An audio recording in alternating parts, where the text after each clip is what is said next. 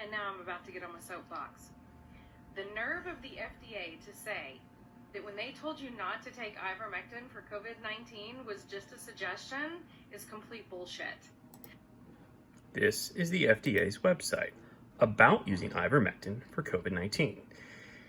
Overall, it explains that the current situation is that the drug is FDA approved for treating conditions like parasitic worms, rosacea for topical, head lice for topical, etc. And here it states, if your healthcare provider writes you an ivermectin prescription, fill it through a legitimate source such as a pharmacy and take it exactly as prescribed. Because for the first time in medical history, if you went to the pharmacy to pick up ivermectin, they would ask the doctor what the diagnosis was. And if the diagnosis was COVID-19, they were not allowed to prescribe ivermectin. That's not true. Pharmacists constantly call doctors' offices to get diagnosis codes. The caveat here is that she did specifically say ivermectin.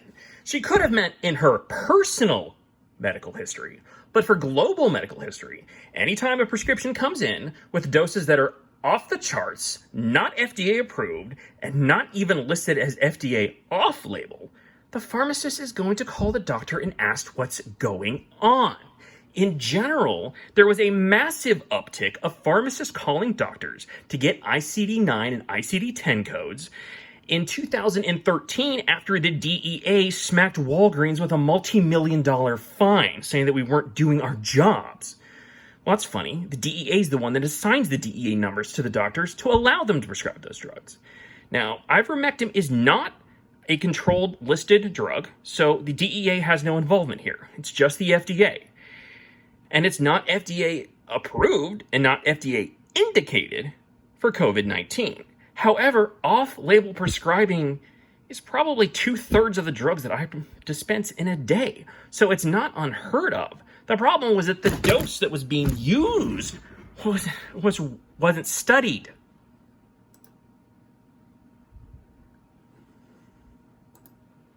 Never in the history of medicine has the pharmacist confirmed the diagnosis with the doctor. Absurd and blatantly false. You weren't even allowed to do that. Where are you getting that from, you idiot?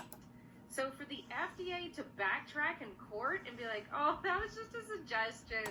That's how the FDA works. They don't do studies. They look at the studies and they say what's been proven. We were just totally suggesting that you not take that if you have COVID-19 is horseshit. No, you are horseshit, woman.